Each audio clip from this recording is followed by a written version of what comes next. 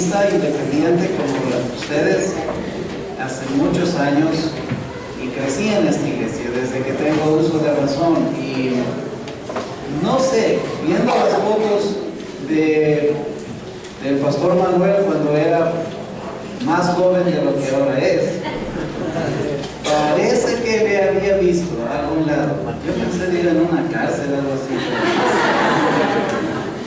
Y seguramente le vi, seguramente cuando fui muchacho, pequeño, niño, debí haberle visto. Ese bigote me parece conocido. Ahora el bigote luce un poco diferente, ¿no?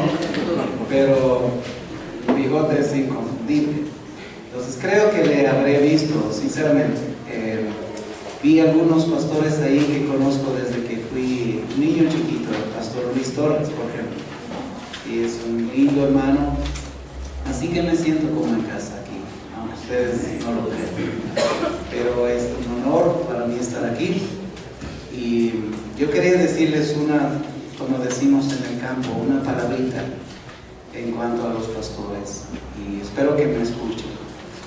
Pero los pastores, yo tengo mucho respeto. Somos lo que somos por la gracia de Dios en el ministerio. Y yo mismo no me considero un pastor. Yo soy misionero, mi mundo es académico, soy un profesor, creo que Dios me llamó a hacer eso, soy un escritor, un teólogo, pero no soy un pastor. Hago cosas de pastor, por supuesto.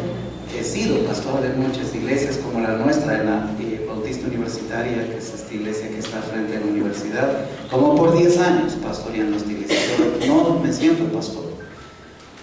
¿Qué quiero decir? Yo tengo mucho respeto por los pastores, como el pastor Manuel. Pero hay una tragedia bien grande hoy en nuestro mundo, y no solo aquí, en otros países. Acabo de estar en otro país predicando en este mismo mes. He viajado tanto que no sé si estoy en el aire o en la tierra.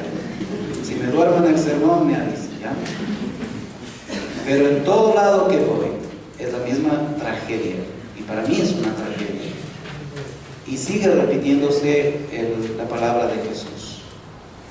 Miren los campos, están blancos para la siega. La mies es mucha, pero ¿qué? Puede tener el resto. Los obreros son pocos. Y cada vez más pocos. Y cada vez la mies es más grande. Y los obreros más pocos. Y sabe que hay algo que yo le explicaba no sé a quién, porque he hablado literalmente con miles de personas en este mes.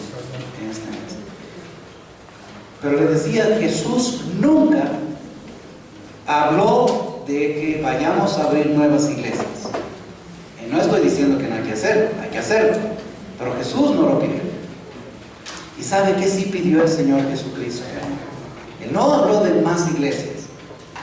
En ese texto él dijo, rogad al Señor de la mies que envíe más iglesias a su mies. No, ¿verdad? Más obreros. Y yo siempre digo esto a nuestros estudiantes, inclusive. Abrir una iglesia es fácil. Encontrar un pastor para esa iglesia es lo difícil. O si no, pregúntenle al pastor cuántos colegas él tiene que ya ni siquiera están en el ministerio.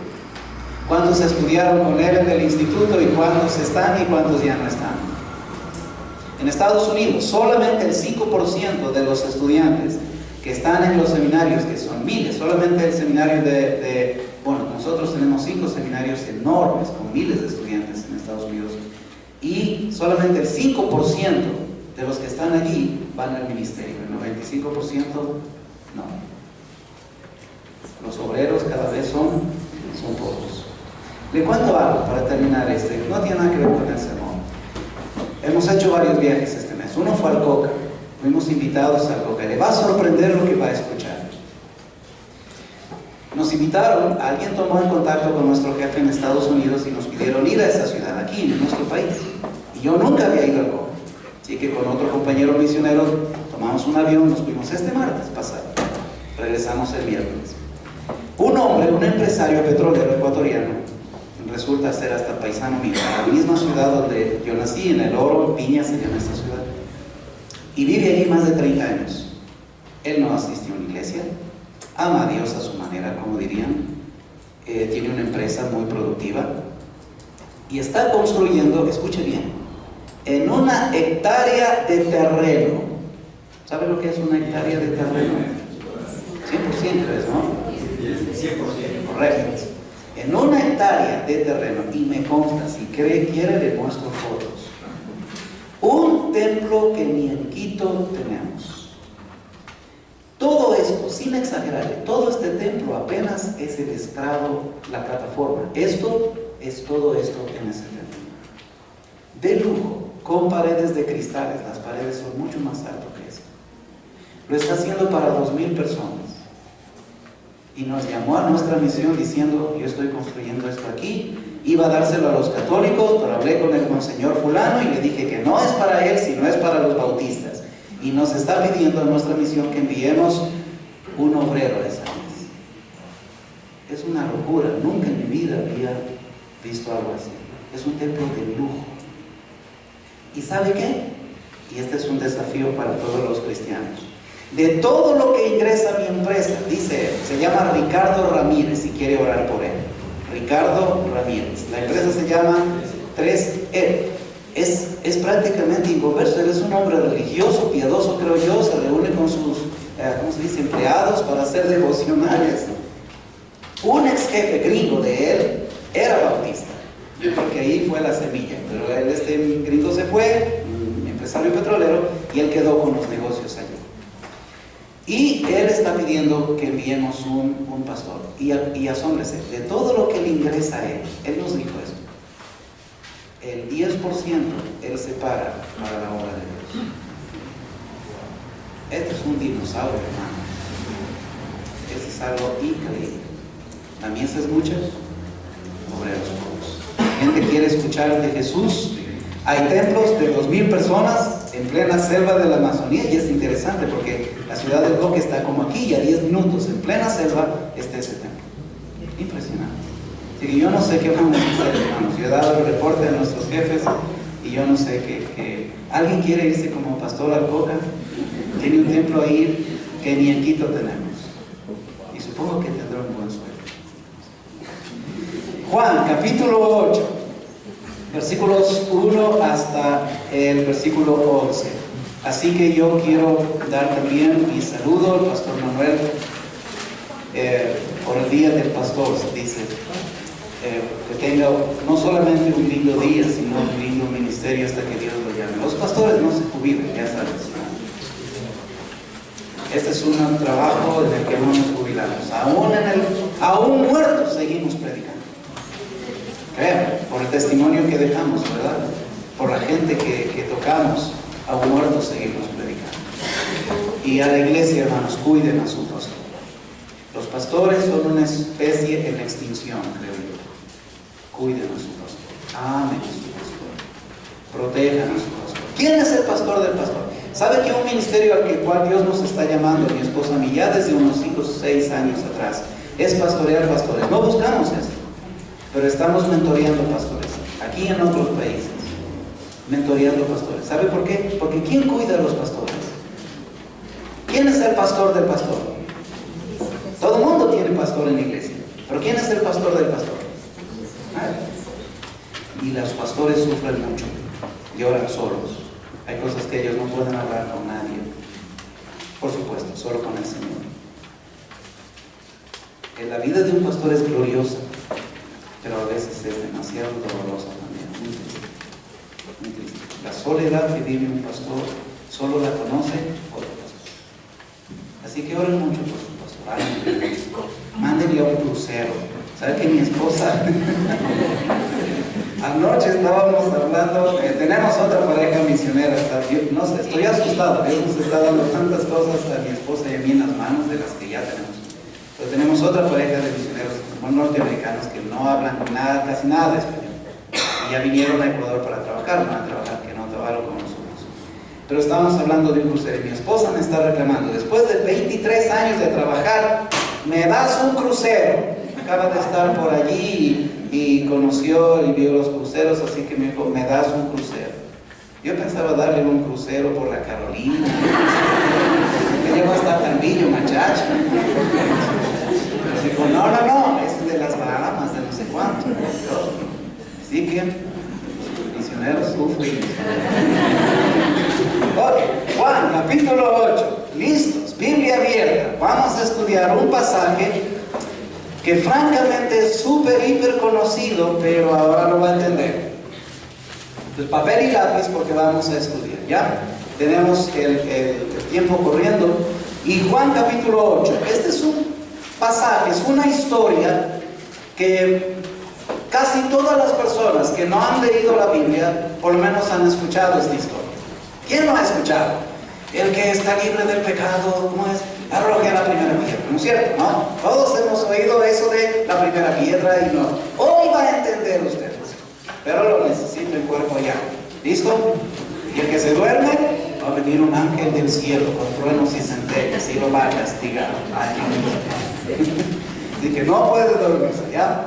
A los de arriba también, con ustedes también es, hermanos. Así que no se escondan. Biblia abierta, Juan capítulo 8, el pasaje de lo que se dice, la mujer adúltera, pero vamos a ver que en realidad este pasaje no tiene que ver con ella, cuando sí tiene que ver con el judaísmo del tiempo de Jesús. Bueno, la palabra del Señor dice así: Jesús se fue al monte de los olivos y por la mañana volvió al templo. Y todo el pueblo vino a él y sentado él les enseñaba. Entonces los escribas y los fariseos le trajeron una mujer sorprendida en adulterio. Y poniéndola en medio le dijeron: Maestro, esta mujer ha sido sorprendida en el acto mismo de adulterio. Y en la ley nos mandó Moisés apedrear a tales mujeres. ¿Tú pues qué dices? Mas esto decían tentándole para poder acusarle. Pero Jesús, inclinado hacia el suelo, escribía en tierra con el dedo. Versículo 7. Y como insistieran en preguntarle, se enderezó y les dijo: el que de vosotros esté sin pecado, sea el primero en arrojar la piedra contra ella. E inclinándose de nuevo hacia el suelo, siguió escribiendo en tierra. Pero ellos, al oír esto, acusados por su conciencia, salían uno a uno, comenzando desde los más viejos hasta los más postreros. Y quedó Jesús solo, y la mujer que estaba en medio. Enderezándose Jesús y no viendo a nadie, sino a la mujer, le dijo: Mujer, ¿dónde están los que te acusaban? ¿Ninguno te condenó? Ella dijo: Ninguno, Señor. Entonces Jesús le dijo: Ni yo te condeno, vete y no peques más. ¿Quiere entender este texto, hermanos? ¿Quiere aprender lo que significa esto? Usted va a aprender un montón ahora. ¿Listos? Inclinen su cabeza, vamos a orar. Padre, yo te suplico que en esta hora quebrantes mi propio corazón de nuevo, me examines, me instruyas y me empoderes a la obediencia. Saber lo que tu palabra dice quizás no es tanto el desafío. El desafío es más obedecerla. A ti te place que conozcamos tu palabra, pero te glorifica el que la obedezcamos.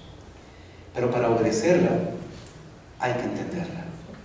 Ayúdanos a entender esta palabra, Señor. Te lo pido con todo mi corazón en el nombre de Jesús. Amén. Bien, quiero mostrarle tres cosas, hermanos, en este texto. El texto de Juan capítulo 8, versículo 1 al 11. Hay tres cosas que podemos ver. Número 1, la tentación. Número 2, confrontación. Y número 3, restauración. Hay tres partes en este pasaje. Primero, tentación. Y el texto, aunque habla de una mujer, el pasaje habla de una mujer, en realidad el centro de la historia no es la mujer, y lo va a ver usted, lo vamos a ver. La mujer es como una especie de sándwich allí en la historia, pero el enfoque de Juan al contarnos esta historia, en realidad no es la mujer, sino el judaísmo del tiempo de Jesús. Número 1, tentación. Número 2, confrontación. Número 3, restauración. ¿Listos? Muy bien, vamos. Punto número 1. Dice la Escritura que el Señor se fue al monte de los olivos, pasó la noche en el monte de los olivos. Estamos hablando, Juan nos cuenta la última parte del ministerio de Jesús. Los sinópticos, es decir, Mateo, Marcos y Lucas, nos cuentan la primera parte, digamos los 3 primeros años, 3 y medio años. Pero Juan nos cuenta el pedacito final del ministerio de Jesús, ¿entienden? Entonces, cuando Jesús estaba en Jerusalén, a él le encantaba dos cosas. Uno, pasar con sus amigos Lázaro, Marta y María en una isla, casi digo, en una aldea que se llamaba Betania, que estaba a unos 5 o 6 kilómetros de Jerusalén. Entonces él enseñaba en Jerusalén y en la noche se iba a dormir en la casa de sus amigos. ¿Se acuerda de Lázaro? Este estoy hablando. Pero a veces Jesús no tenía chance de ir a la casa de Lázaro, Marta y María y se quedaba en Jerusalén. ¿Y en qué hotel se hospedaba? En un hotel, ni el hotel. ¿Dónde está en Dubái? Es uno que tiene 9 estrellas, 10 estrellas, ¿no?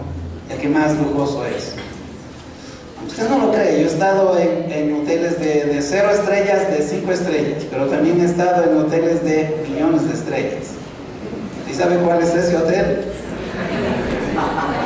Cuando no hay nada arriba y usted tiene que dormir en una aldea, en un pueblo, en una hamaca, con todas las estrellas. Y no será eso un hotel de tantas estrellas. ¿Cómo no? Ni un jeque árabe duerme así, ¿no? Entonces, Jesús dormía en un hotel con millones de estrellas. ¿Dónde dormía? En el monte de los Olivos, y pasaba allí. Eso es lo que ocurre aquí. Entonces Jesús pasó en el monte de los Olivos y de mañanita, tempranito, ¿dónde se fue? Al lugar donde Jesús le encantaba estar. ¿Dónde? En el templo de Jerusalén. Y específicamente ¿dónde? A la entradita. Porque hoy vamos a, por eso le pido que esté bien enchufado, ¿ya? Con todas las neuronas listas, porque hay mucho aquí para explicar. Y luego dice, y por la mañana vino ¿a dónde? Pues al templo de Jerusalén, el único templo que tenían los judíos. Y luego dice, y todo el pueblo vino a él y sentado les enseñaba. Aquí hay mucho que explicar. Miren, ¿dónde pasó la noche Jesús? Vamos, esa es una historia. ¿Dónde? En el hotel Oro Verde, ¿no? Millones de estrellas. Sí, dormía allí. Ha de haber sido chévere dormir allí. Y en la mañanita se fue al templo. ¿Y dónde estaba precisamente? Ya le voy a explicar por qué. Estaba predicando a la entradita. No, él no estaba predicando en el santuario, ahí donde están los sacerdotes. Probablemente nunca pisó ese lugar Jesús. A él le encantaba estar en un sitio en el templo que se llamaba el atrio de las mujeres. Y el atrio de las mujeres era el atrio más cercano a la calle, vamos a decir, ¿entienden? Lo primero que una persona encontraba o pisaba en el templo de Jerusalén era un atrio o patio, significa patio. El patio de las mujeres. ¿Y dónde enseñaba Jesús? Pues allí, siempre allí. Y va a entender por qué este punto es interesante. Luego Juan dice que sentado les enseñaba. Y alguien va a decir, y bueno, ¿qué con eso, no? Que esté sentado, que esté parado, ¿cuál es el lío? Debe entender algo aquí. Juan es un judío y los lectores de Juan no solamente son gentiles, también son judíos. ¿Y sabe qué? En la lógica de un judío, en el pensamiento de un judío, nunca un rabino enseñaba parado. Es una locura, imposible. Un rabino siempre enseñaba, y no hay ni un taburete aquí para sentarme. Sentado. Vamos a sentarme aquí. ¿Entiendes? Sentado. Van a disculparme, pero tengo que ser gráfico, ¿no? Está chévere aquí predicar todo. Pero ¿sabe cuál era lo chistoso? El rabino, para enseñar la postura oficial, la postura formal de un rabino para enseñar, pues era esta. Claro, a usted le choca, ¿no? Es pastor loco, está predicando sentado. ¿Qué se ha creído? Póngase de pie, por reverencia a la palabra del Señor, ¿no es cierto? Pero esa es nuestra mente occidental. Pero en la mente oriental, no. Esta es la postura correcta para enseñar. Pero ¿sabe qué? Asómbrese y no le va a gustar lo otro. La congregación escuchaba todo el sermón. Así, pónganse de pie, hermanos. ¿Me van a oír? ¿Hasta cuánto es que es, hermano? Hasta las 12, ¿no? Voy a predicar. El rabino enseñaba sentado y la congregación permanecía por reverencia, como decimos, a la palabra del Señor que estaba el rabino explicando, permanecía de pie todo el sermón. Agradezcan que hay bancas aquí y agradezcan que no hay taburete aquí arriba. Entonces, cuando Juan dice sentado, ¿por qué cree que Juan precisa en la postura física de Jesús? Y sentado les enseñaba. ¿Por qué? Para que entiendan los judíos que aquel hombre que está enseñando no es un pelafustán, no es cualquier persona, es un rabino, es un maestro. solo en Juan a Jesús le llaman el rabino de los rabinos. ¿Qué significaba rabí? Es una palabra aramea, significa maestro. Pero cuando María Magdalena se encuentra con él, ¿qué le dice? Jesús le dice María, y la otra, ¿qué le dice? Jesús sí. No, ¿verdad? ¿Qué le dice? Raboni, que nada menos significa el maestro de los maestros, es decir, el rabino de los rabinos. En otras palabras, no hay otro maestro más grande que vos. Eso es lo que está graficando aquí Juan, con solamente decir que sentado les enseñaba. ¿Lo entienden? Uy, por eso la Biblia es tan rica, ¿no? No se puede pasar como helicóptero por ahí. ¡Shum! No, hay que parar. Vamos. Sentado les enseñaba. Versículo 3. Entonces los escribas. Entonces, ponga su mente, es como una película esto. ¿Dónde está Jesús? En el templo. ¿Dónde específicamente? En el atrio de las mujeres. ¿Cómo está? Sentado. ¿Qué es lo que está haciendo? Enseñando. Es decir, el escenario es el escenario de un rabino a la altura de Shammai, de Gilel, de Cal, de Gamaliel, enseñando en el templo. ¿Comprende? Y todo el mundo está expectante. ¿Qué va a enseñarnos? Pero, como nunca falta el tentador, esta es la tentación. Versículo 1 al 7, al 6, encontramos la tentación. Y le voy a explicar en qué consiste la tentación. Le dicen, entonces los escribas y los fariseos. Los escribas eran los traductores de la Biblia de ese tiempo. Eran eruditos, eran filólogos, se dice lingüistas, gente erudita que sabía políglota, se dice técnicamente, que sabía muchos idiomas y podían traducir el texto hebreo, que era lo único que tenían, lo podían traducir a otros idiomas, ¿me entiende? Al griego, al copto, etc. Ellos eran los traductores de la Biblia, eran científicos. Escribas y quién más vienen. Y los fariseos, uy Dios mío, los fariseos eran una casta, la casta de las castas. Una cosa es clase social y otra cosa es casta. En la clase social uno puede subir y bajar, pero en la casta usted no puede cambiarse. Nació fariseo y muere fariseo. ¿Qué significa fariseo? Un separado, un celoso de la ley. En el tiempo de Jesús, solamente en Jerusalén habían 3,000 fariseos, solo en Jerusalén. Y los fariseos no se juntaban con ningún otro, sino solamente con fariseos. Amaban a Dios de su manera, conocían la ley, enseñaban la ley, y Jesús dice que la enseñaban bien, pero la práctica de la ley que ellos hacían era completamente equivocada. Pero esta gente viene, así que no son cualquiera. Escribas y fariseos vienen donde Jesús. ¿Pero qué vienen? A celebrar el día del pastor, el día del rabino, ¿no? Habría sido chévere. No, ¿qué vienen a hacer? Dice, trajeron una mujer sorprendida en adulterio y la pusieron en medio. 3 cosas. ¿A quién trajeron? Una mujer. ¿Qué había hecho esta mujer? Había sido sorprendida en adulterio, en el acto sexual, teniendo relaciones sexuales con alguien, ¿no? Ya va a ver cuál es el punto. Pero la traen y la ponen ¿dónde? Es muy interesante que Juan varias veces, por lo menos 2 veces en el texto, dice que la mujer estaba en medio, como un espectáculo, pero un espectáculo morboso, sucio, perverso. Y usted va a ver por qué Jesús se enerva, por qué Jesús está enojado y por qué Jesús hace lo que hace y por qué les dice lo que les dice. A mí me encanta Jesús, me encanta Jesús. No anda por las ramas. Ahí está el escenario. Pero han interrumpido el escenario de Jesús. Jesús tiene que dejar de enseñar lo que estaba enseñando. Y tiene que atender a los señores. Porque ellos eran la creminata de la sociedad judía, ¿no? Es como si hoy nos visitaron los de Alianza País, entonces hay que dejar el culto, igual que lo que quieren. O por lo menos la junta parroquial de Calderón, no sé qué sí. O la asamblea, o la junta de XJB.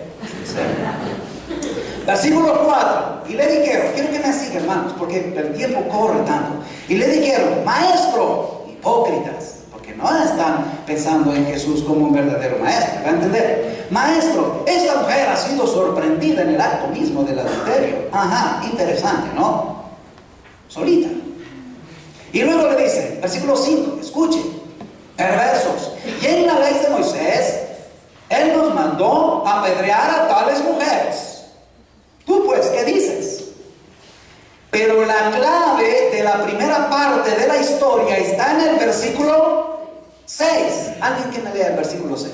Vamos a ver, para ver si está alguien está despierto. Decían tentándole para poder acusarle, pero Jesús, inclinado hacia el suelo, escribía en tierra con el dedo. Correcto. Ahí hay una cosa que quienes pasan por este texto nunca entienden. ¿Qué dice el versículo 6? Mas esto, es decir, todo lo que pasó hasta aquí en la historia, ¿fue para qué? Tentándole. ¿A quién? A Jesús. ¿Tentándole para qué? Ahora lo va a entender. Mas esto decían tentándole. Por eso la primera parte de esta perícopa, se dice, de esta historia, es tentación.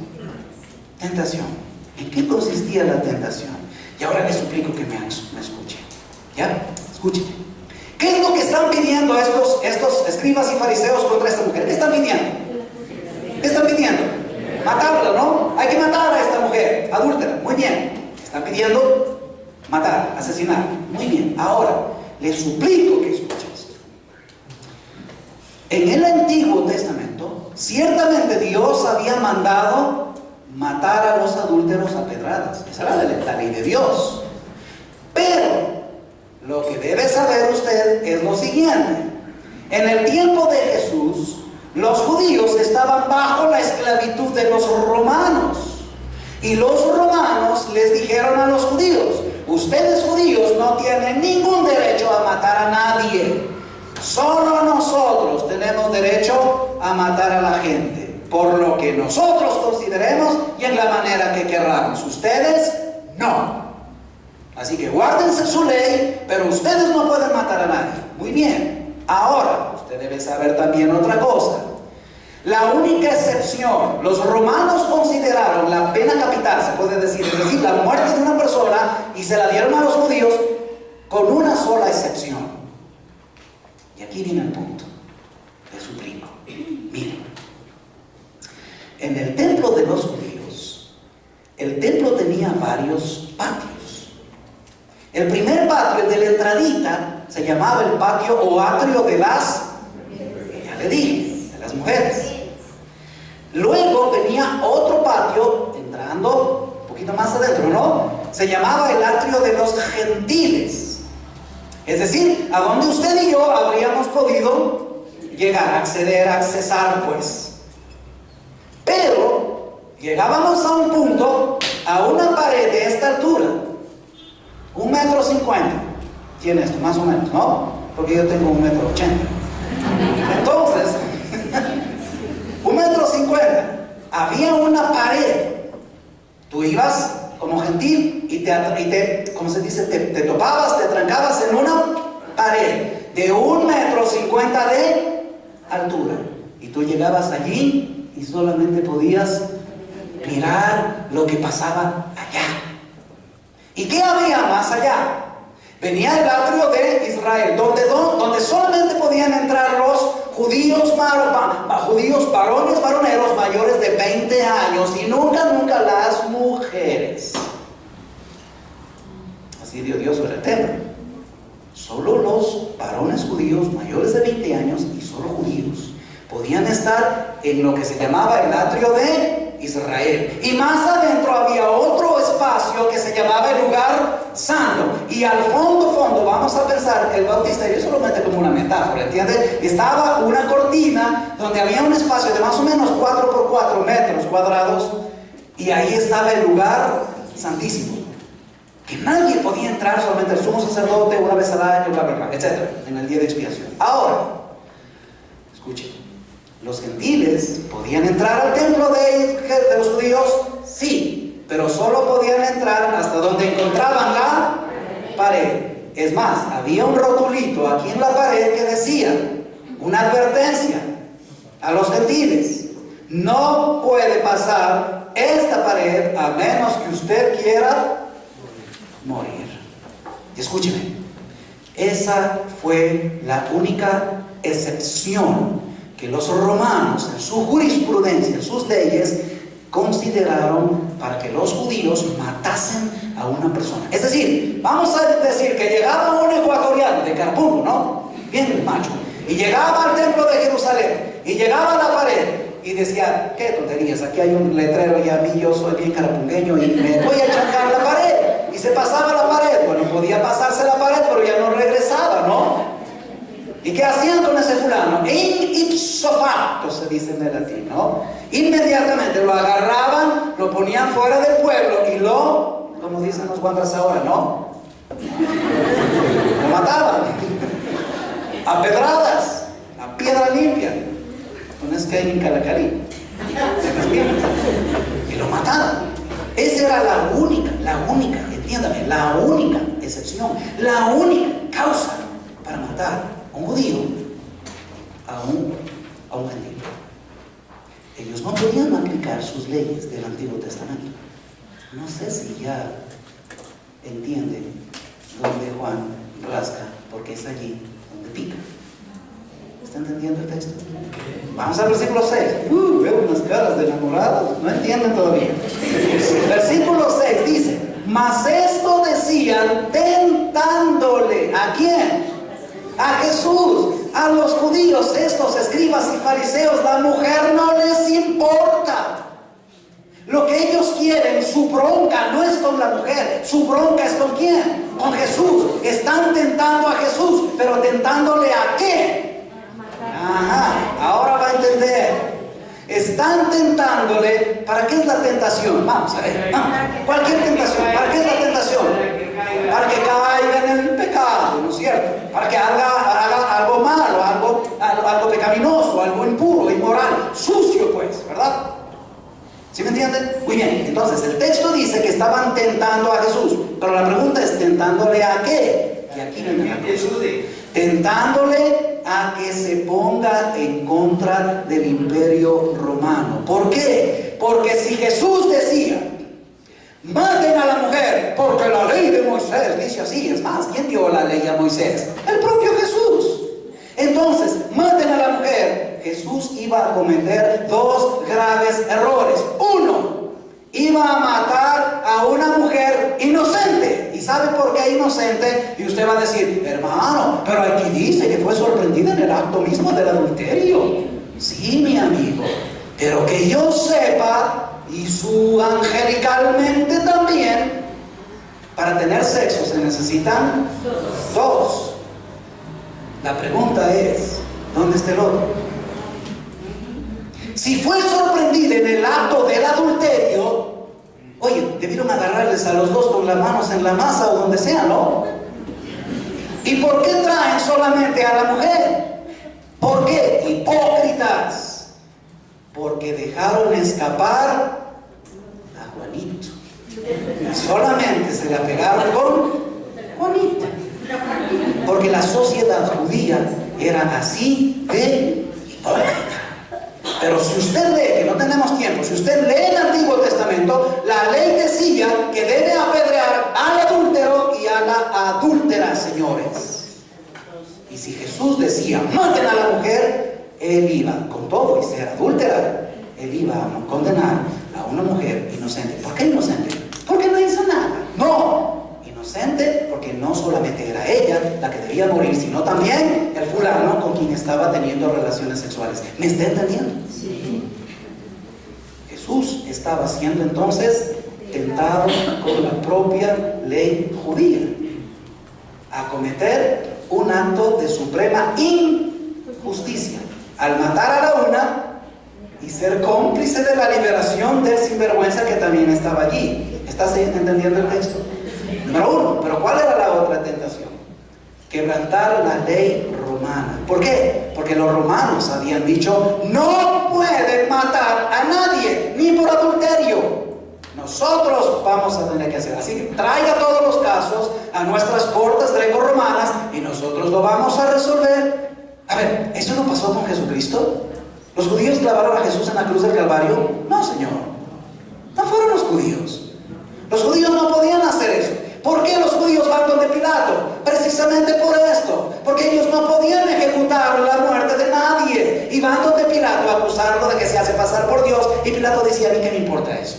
Si yo adoro al sol, adoro a mi abuela. Y que venga un nazareno, maestro carpintero de allá arriba, que se dice Dios, a mí qué me importa. Ese no es un problema para los romanos. ¿Y cuándo entonces? ¿Y por qué lo crucificaron los romanos a Jesús? Cuando los judíos dicen, pero también debes saber que esta se opone a Roma y quiere que no paguemos impuestos, entonces Pilato dice, no, métanse con mi abuela, pero con los impuestos no.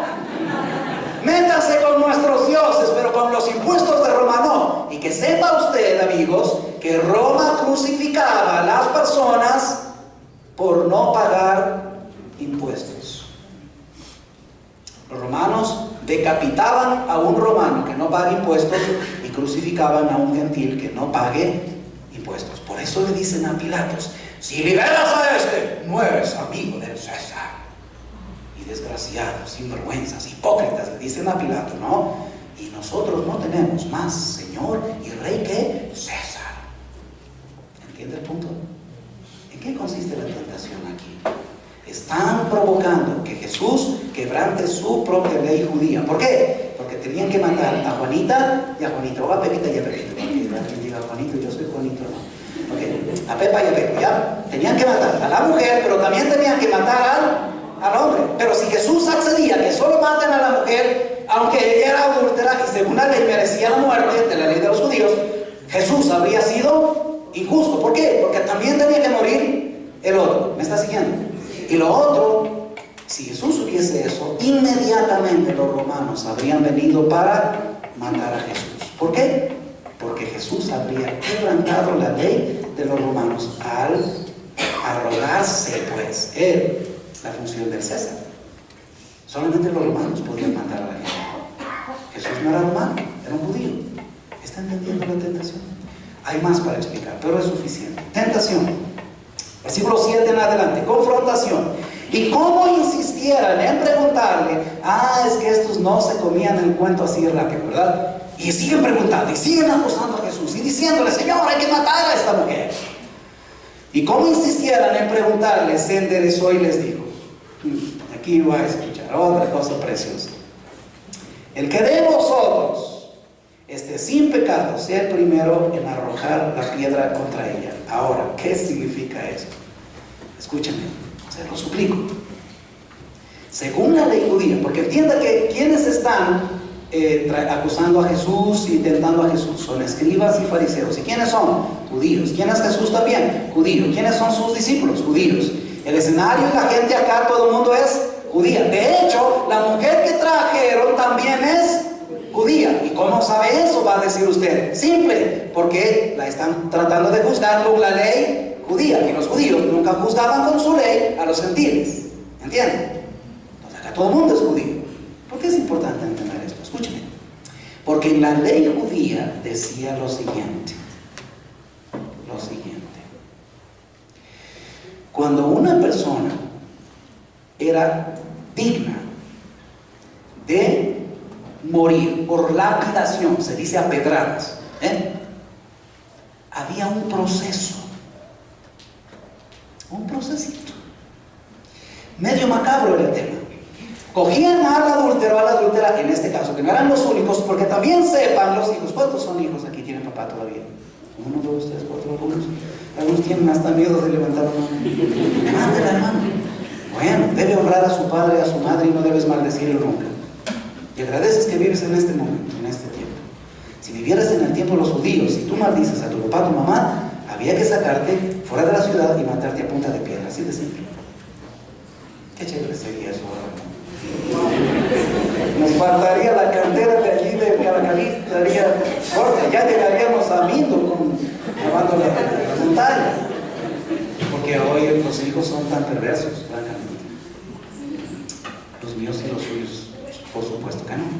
Pero cuando había un adúltero, una adúltera, lo que hacían era lo siguiente: los llevaban hasta un precipicio, hasta un barranco, los ponían allí vivos y luego los empujaban al barranco. Y desde el lado de arriba, todo el mundo tenía una manta y generosa piedra. Pero ¿cómo era el proceso? Según la ley, y está en el Antiguo Testamento, hermanos, había un procesito. Primero había una declaración de la culpa. ¿Por qué los vamos a matar? Por adúlteros. Muy bien. Número 2, se leía o se recitaba la ley. Y recitaban, ¿no? Levítico 20:10. Entonces, si ellos son sorprendidos en adulterio, el adúltero y la adúltera tienen que morir apedreados, bla, bla, bla, dice la ley. Entonces recitaban la ley. Y tercero, ¿quiénes eran, según la ley, los que primero arrojaban la piedra según la ley, según la Biblia? ¿Quiénes? Los que fueron testigos oculares. Como dicen en mi pueblo, ¿no? Yo le vide. Yo le vide.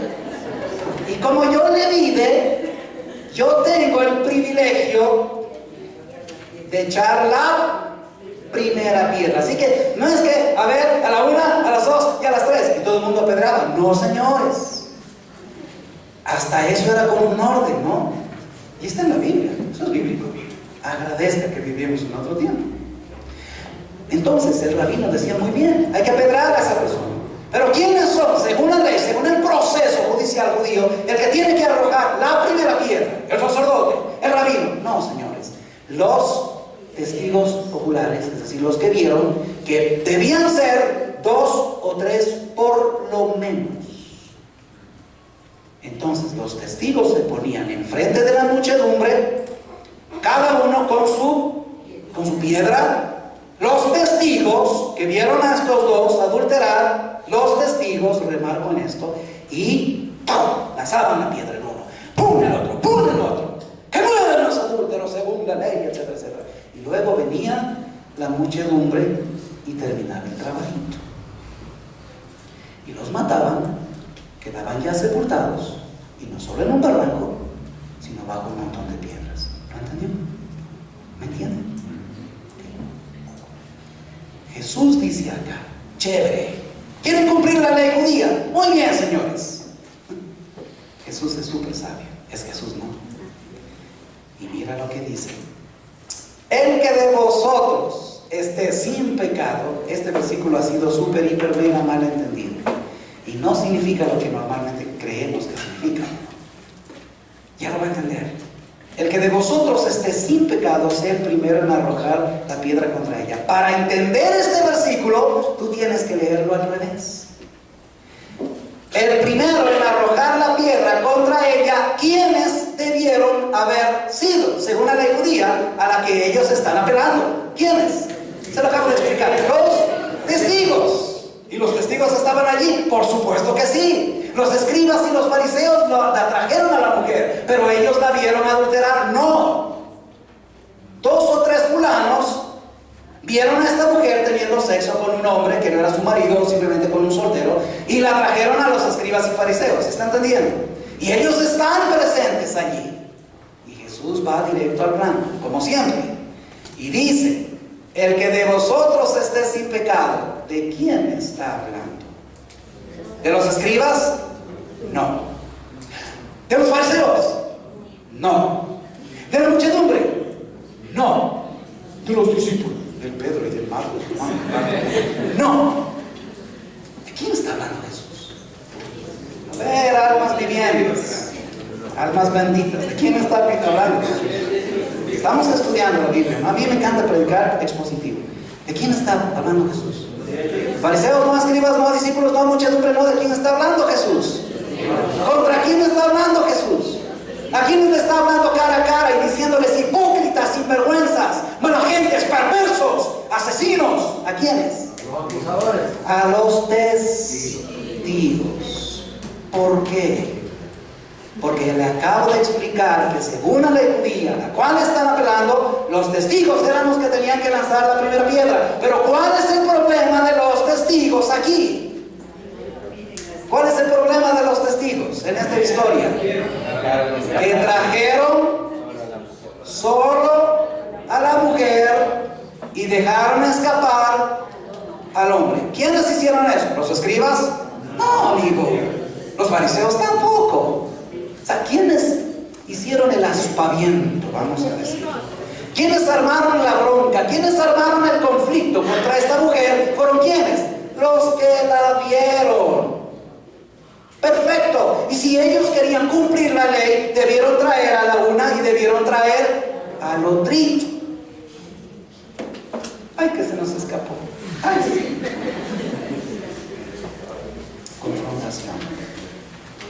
Aquí el problema no son los escribas ni los fariseos solamente, porque también son cómplices, porque no son estúpidos, porque saben que si fue sorprendida en el acto mismo del adulterio habían dos. Y la pregunta obvia es: ¿por qué no trajeron al otro? ¿Por qué? Simple, porque los testigos, 2 o 3, o probablemente más, lo dejaron escapar. ¿Está entendiendo el texto? El que esté libre de pecado, arroje la primera piedra. La primera piedra, esa es la frase clave. ¿Quiénes debían arrojar la primera piedra? Según la ley judía, los testigos. Pero ellos son sinvergüenzas, perversos, malvados, asesinos, porque están tratando de ajusticiar a una persona que cometió un delito, pero no es la única que cometió el delito y no era la única que merecía una pedrada. ¿Está comprendiendo? Ay, hermanos, a veces el legalismo, el moralismo nos lleva a hacer cosas en contra de la justicia de Dios. No sé si me entiende. Tenga cuidado con ser legalista, moralista. La justicia de Dios es mucho más precisa que nuestras leyes. Debo seguir. E inclinándose de nuevo hacia el suelo, siguió escribiendo en tierra. ¿Qué escribió en tierra? No se lo cuento, para que venga al congreso de parejas y aquí se lo cuento. ¿Ya? En serio. En el congreso que va a haber, ¿verdad? De próxima semana. Ahí le voy a contar qué escribió Jesús en tierra. Y de puro pique, para que venga, no le cuento. Le puedo explicar ahorita, pero no, tiene que venir. Ahí le cuento el resto de la historia. Versículo 9. Pero ellos al oír esto, escuche el versículo 9. Escúchelo, lea. Dice: acusados por su conciencia. Ajá. Torpes, legalistas, moralistas, sí, pero estúpidos no. Sabían lo que Jesús está diciéndoles. Acusados, por eso su conciencia les acusa. Y dice: salían uno a uno. ¿Salían de dónde? Del atrio de las mujeres, que estaba en el templo. Se fueron, salían de uno en uno, comenzando desde los más viejos, los más adultos, casi dijo más adúlteros, pero los más adultos, de los más adultos hasta los postreros, es decir, hasta los jóvenes. Y cada uno con su piedrita en la mano. Ahora, ¿qué hacemos con esto? Vamos a construir un muro por allí, ¿no? No sirvió. Muy interesante. Y Jesús quedó solo con la mujer que estaba en medio. Otra vez, mire versículo 3, la última parte, poniéndola en medio. Versículo 9, la última parte, la mujer que estaba en medio. El espectáculo, como un animal raro. Esta mujer no debía haber estado con su vestidito, peinadito. ¿No siempre ha pasado la plancha esa? Ahora hay una plancha que, Dios mío, ¿cómo cuesta, no? Pregúnteme a mí, vivo con 5 mujeres. Trabajo como burro y no me alcanza todavía. Pero la planchita esa que risa y no sé qué, pintadita y todo, con leonisa. No habrá tenido nada de eso, ¿no? La pobre estaba desnuda, semidesnuda. Harapos, sucia, golpeada, arrastrada, empolvada. Es lo que hace la gente, hermanos. Es lo que hace el mundo cuando te equivocas. Con sus leyes torcidas, los abogados dicen: no, echa la ley, echa la trampa. Aquí tiene un ejemplo. Pero se queda Jesús solo, restauración, punto final. Tengo 5 minutos, miren. Y enderezándose Jesús, estas genuflexiones, estas posturas físicas, vamos a decir, del Señor son muy interesantes. Primero estaba sentado enseñando, pero como vienen y lo interrumpen, él deja de estar sentado, ya no está sentado ni está parado. ¿Dónde está? Interesante. Esto es lo que llamamos nosotros en la interpretación de la Biblia, la lectura metatextual de la Biblia. ¿Jesús está sentado? No. ¿Está parado? No. Dice el texto, enderezándose. ¿Sabes por qué? Esto es lo lindo de la Biblia. ¿Dónde estaba la mujer? ¿Dónde? En el ¿Qué es lo único que la mujer veía, según el texto? ¿Qué es lo único que veía? El piso. Porque está tirado como una basura en el piso. ¿Y sabes dónde está Jesús? En el piso. Acostado con ella. Mirándola ojo a ojo, cara a cara.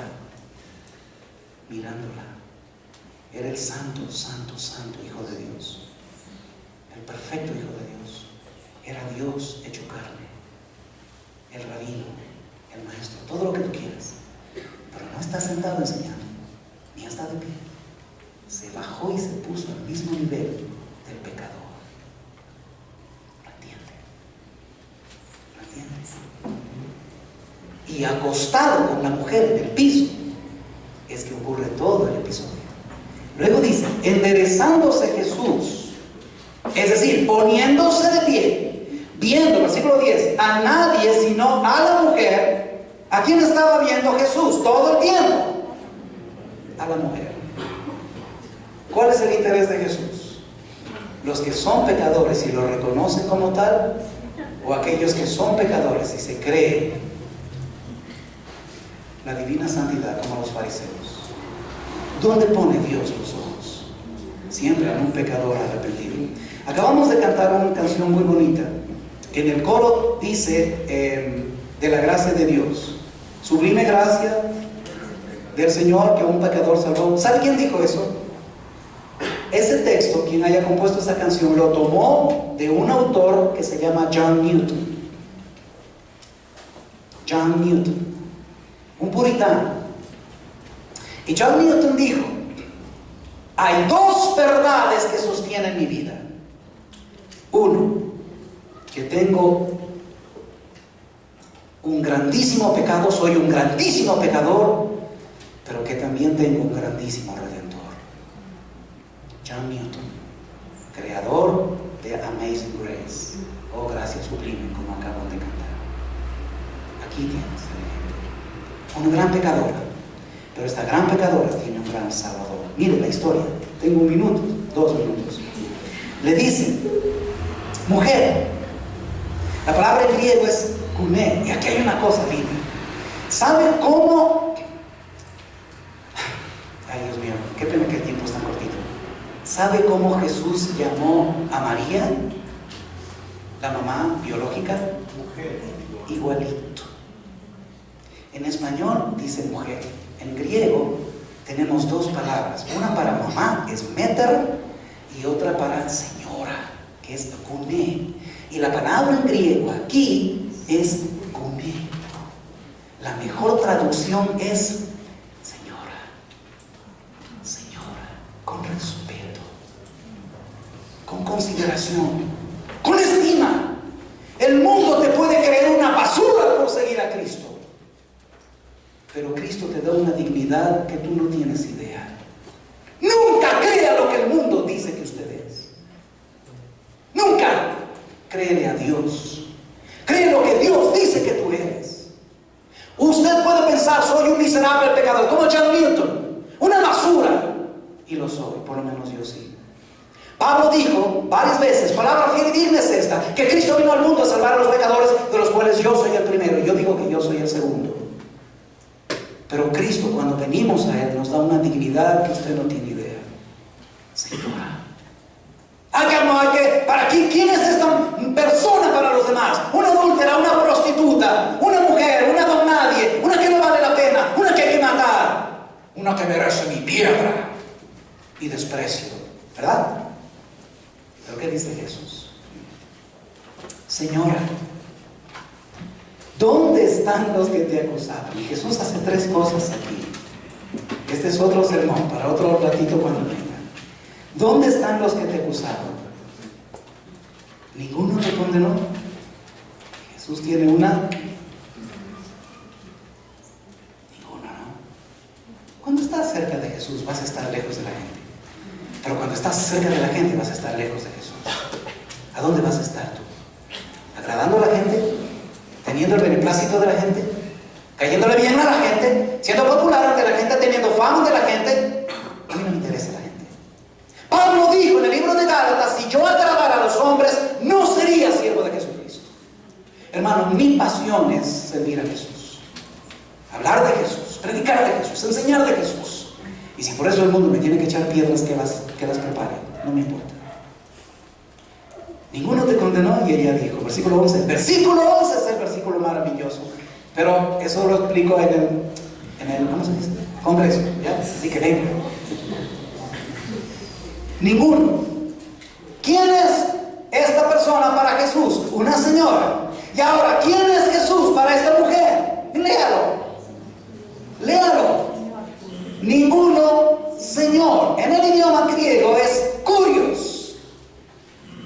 ¿Y sabes qué significa curios? ¿A quién le decían curios? Los judíos, los griegos y los romanos en el tiempo de Jesús. Solo a Dios. Solo a Dios. El Curios Kaiser, el emperador romano, se creía el dios César. Eso sí dice Curios Kaiser. Jesucristo es el Señor. Jesucristo es el Curios, dice Filipenses 2:11. El Dios. Y esta mujer sabe quién es Jesús. Sabe quién es Él, pecadora, pero sabe quién es Jesús. Ninguno, Señor. Entonces Jesús le dijo, y en esta frase, 3 puntos, un sermón. Ni yo te condeno, vete, no peques más, termino. Y podríamos pasar una hora solo explicando esta última frase. Ni yo te condeno. ¿Quién es el único que puede trabajar y tratar con tus pecados? ¿Las leyes? ¿Los hombres? No. El único que puede tratar con tus pecados es Jesús. Aquí hay una restauración. El punto final es restauración. Número 1 fue tentación. Número 2 fue confrontación. Número 3 es restauración. Y hay una triple restauración. Número 1, una restauración espiritual. Ni yo te condeno. Ni yo, que soy el santo Hijo de Dios, te condeno. Mujer restaurada espiritualmente. Ni yo te condeno. Qué maravilloso, ¿no? A Dios no le importa lo que has hecho, amigo. A Dios no le importa tu pasado, porque tú no puedes cambiar tu pasado. A Dios no le importa tu historia, a Dios le importa tu futuro. A Dios le importa lo que vas a hacer de aquí en más. Ni yo te condeno, restaurada espiritualmente. 2, vete. Ella fue traída para morir, pero Jesús ahora la envía a casa al puro estilo de Boaz y Ruth. Y en el próxima semana les explico a las parejas que vengan que tiene que ver esto con Ruth y Boaz, o Boaz y Ruth, como usted quiera. Hay una restauración social. Vete, vaya de nuevo, vuelva a su hogar, vuelva a tu pueblo, vuelve a tu barrio. Y como Jesús le habría dicho a muchos otros, ve y cuenta cuán grandes cosas ha hecho Dios contigo. Vete, eres libre, pero no libre para seguir haciendo estupideces. Y número 3, restauración moral. Vete y no peques más. Restauración espiritual, restauración social. Ve, vuelve a tu barrio. Eres tan limpia como los demás, y eres tan digna como los demás. Eres una señora. Restauración moral, pero no peques más. Termino, hermanos, el tiempo y me pasé un poquito. Charles Spurgeon dijo algo que tal vez le puede parecer chocante. Los corderos pueden caer en el lodo, pero solo los cerdos se revuelcan en él. Se lo repito. Los corderos pueden caer en el lodo, pero solo los cerdos se revuelcan en él. Y yo no soy cerdo. Si tú conoces a Jesucristo como Señor y Salvador, tampoco eres cerdo, eres cordero. Si cayó, pasó algo, no te preocupes, vaya a Jesús. Aquel que se rebaja y mira el suelo como vos y te dice, ni yo te condeno, vete, pero ya no peques más, porque eres cordero, no cerdo. Hay mucho más para explicar de este texto, pero yo espero que usted haya aprendido mucho. Y usted puede ver aquí en el fondo que la mujer es solo el pretexto que Jesús utiliza para confrontar una religión que hasta el día de hoy lo único que hace es condenar a las personas. La religión condena, pero solo el Señor Jesucristo libera, salva verdaderamente. Amado Padre Celestial, gracias por esta historia, Señor. Qué rico que es, qué precioso es entender la palabra. Ya la conocemos un poquito más, un poquito mejor. Ahora danos el coraje de obedecer. Ayúdanos, Padre, a caminar cerca de ti, cerquita de ti. Porque mientras estemos más cerquita de ti, estaremos más lejos de la gente, del mundo, de la carne, del pecado. Y viceversa. Ayúdanos, oh Dios, a ser corderos y a vivir como corderos. Que tal vez podemos resbalarnos y ensuciarnos un poquito, pero tú eres tan precioso que nos limpias de inmediato y continuamos el camino. Pero si hay alguien aquí, Señor, que no te conoce, ¿verdad? Que sigue en el piso pensando que es la basura de este mundo, pensando que su pecado, la forma en que ha vivido, no tiene perdón de Dios. Tócale, Padre, por medio de tu Espíritu Santo, para que entienda que no hay pecado que tú no puedas limpiar con la sangre del Cordero, del Señor Jesucristo, tan solo si hay un pecador que se arrepiente. Amado Padre, toca el corazón de cada uno de los corderos y de los que no son corderos. Y ayúdales, oh Padre, a que esta palabra que hoy hemos intentado explicar sea carne de su carne, hueso de su hueso. Lo pedimos en el nombre glorioso y santo de aquel que lavó nuestros pecados de una vez y para siempre en la sangre del Cordero, nuestro Señor Jesucristo. En su nombre oramos. Amén. Que Dios les bendiga ricamente.